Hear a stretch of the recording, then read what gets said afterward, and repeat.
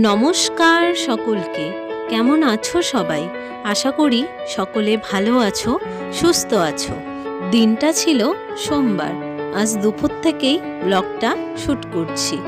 তো প্রত্যেক দিন সকাল থেকে কিছু ক্যাপচার করতে চাই, কিন্তু সময়ের অভাবে হয়ে ওঠে না, কারণ সকাল টাইমটা প্রচুর পরিমাণে তাড়াহুড়োর মধ্যে থাকি। তার জন্য সকাল টাইমে আর ব্লগ শ্যুট করা হয় না। তো বৈশীর বাবা আজকে স্কুল থেকে চলে এসেছে। রোজ দিন স্কুল থেকে এসে আগে ঘুমোবে।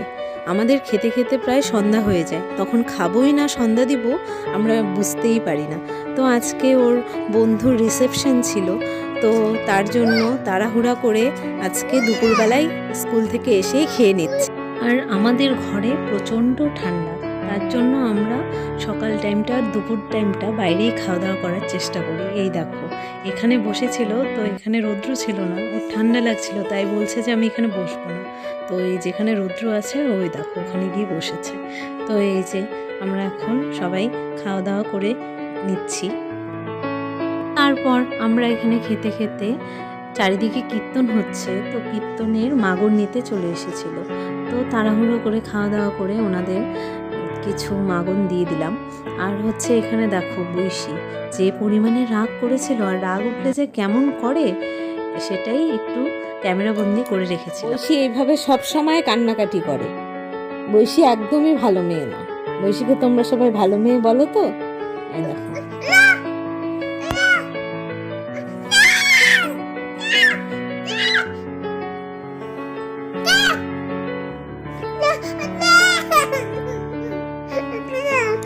আর এই দেখো এখানে আমি ক্যামেরা করছিলাম বলে আরও বেশি রেগে যাচ্ছিল।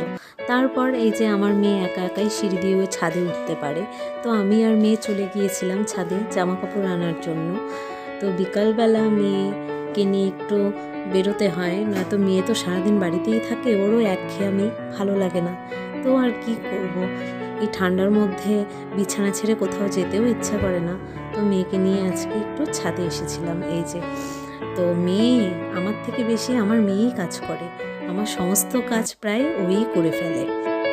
পর আমার বর কিছু ছাদে গাছ লাগিয়েছে, এই যে তাতে জল দেওয়ার দায়িত্বটা আমার কাঁধে পড়েছে, আমাকে বলেছে যে জল দিতে, তো আমি সেই দায়িত্বই পালন করছিলাম। এই যে বিকেলবেলা করে একটু জল দিচ্ছিলাম। তারপর এই যে আমার বর এখন বেরিয়ে পড়বে তার বন্ধুর রিসেপশন পার্টিতে যাওয়ার জন্য। আমাদের আরেকটা বউ ভাতেরও নেমন্তন্ন ছিল, তার জন্য একটু তাড়াতাড়ি যাচ্ছে যে এসে এখানেও যাতে অ্যাটেন্ড করতে পারে, তার জন্য। আমার এক বন্ধু, প্রিয় বন্ধু সুপ্রকাশ, আজকে রিসেপশন আছে, কোথায় যাচ্ছি, তাড়াতাড়ি যাচ্ছি, তাড়াতাড়ি আসছি। আবার ওখান থেকে এসে আবার আরেকটা বিয়ে বউভাতে অ্যাটেন্ড করবো। বৈশী টাটা। আচ্ছা আচ্ছা যা।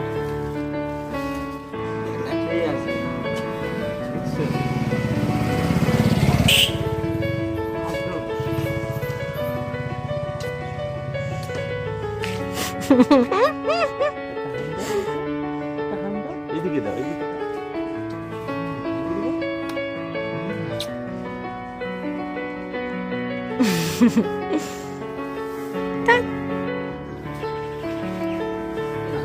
ঠিক আছে টাটা। হ্যাঁ তাড়াতাড়ি আসবো। হ্যাঁ কান্না করবো না। হ্যাঁ হ্যাঁ এই যে কান্না করবো না। হ্যাঁ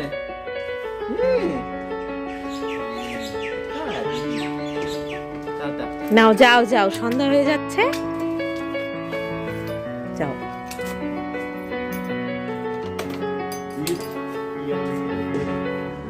ঠিক আছে যাও তাড়াতাড়ি, কি বলে আস্তে আস্তে যাইও, তো তাড়াহুড়ো নেই। আর যখন বেরোবা তখন ফোন করো, যাও।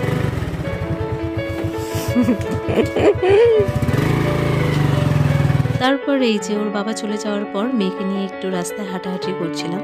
তারপরে একবারে সন্ধ্যাবেলা ওর বাবা এখনও, আমি ফোন করেছিলাম, ওর বাবা এখনও আসেনি। তো আমি ফোন করে বললাম যে তাড়াতাড়ি আসো, হয়তো এই জায়গায় যেতে দেরি হয়ে যাবে।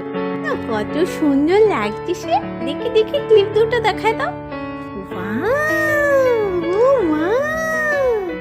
কত মিষ্টি লাগছে সে, খুলবা না? হ্যাঁ আমার সোনা বাবা, নষ্ট করবা না, হ্যাঁ ওইভাবেই থাকবে। আচ্ছা হ্যাঁ, ওটা সুন্দর সুন্দর। আমি রেডি হই, হ্যাঁ আমি রেডি হই।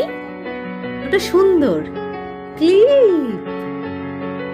হাই করে দাও, একটা হাই করে দাও। হ্যাঁ, তারপর আমার বরকে ফোন করার পরে ওর একটু বেরোতে দেরি হয়ে গিয়েছিল, তো ওখান থেকে প্রায় 8:30 নাগাদ বেরিয়েছিল। তো আমি ফোন করে বলেছিলাম যে তাড়াতাড়ি আসো, নয়তো এখানে অ্যাটেন্ড করতে দেরি হয়ে যাবে। তো আমাকে বলছিল যে তুমি রেডি হও, আমি 15 মিনিটের মধ্যে চলে আসবো। তো ওই তো আমিও রেডি হয়ে প্রায় কমপ্লিট হয়ে গিয়েছে আমার সাজগোজ, ও চলে এসেছিল। তো এই দেখো এখানে হচ্ছে আমার বর চলে এসেছে। তো বেচারা এসে দাঁড়াতেও পারেনি, আরেক বিয়ে বাড়িতে বেচারাকে যেতে হয়েছে মেয়ে বউয়ের সাথে। সব জায়গায় তাল মেলাতে হয় বেচারাকে, আর কি করবে।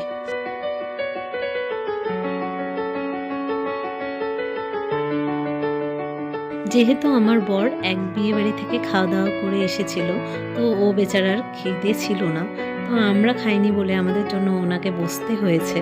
তো ও কিছুই খায়নি, সামান্য একটু মাংস দিয়ে ভাত খেয়েছিল। তো ও বলছিল যে আমি তো খাচ্ছি না, দাও তোমাদেরকে ভিডিও করে দেই। এখানে আমি আর মেয়ে এই যে খাচ্ছি। এই দেখো আমার মেয়ে এখানে ফুল দুটো পেয়ে যে কি খুশি হয়েছে সেটা আর কি বলবো তোমাদের। তো ও ফুল দুটো আর দেয়নি, ও বাড়ি নিয়ে চলে এসেছিল। তো এখানে গান বাজছিল, তো গান শুনে মেয়ে সেই নাচছিল, ওর কি আনন্দ।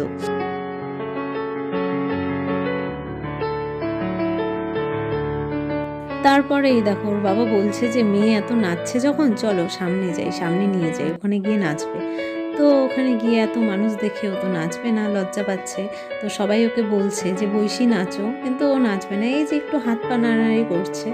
তো তারপরে আর কি ওখানে নাচলো না, আমরা বাড়ি চলে এসেছিলাম। তো মেয়ে আর বাবা একই রকম, মানুষের সামনে নাচতে পারে না, এই বাড়িতে এসে ওদের নাচানাচি শুরু হয় আর কি। ওদেরকে বললাম না মেয়ে আর বাবা বাড়িতে এসে নাচানাচি করে। এই দেখো বৈশির বাবা ক্যামেরা দেখে নাচ বন্ধ করে দিয়েছিল।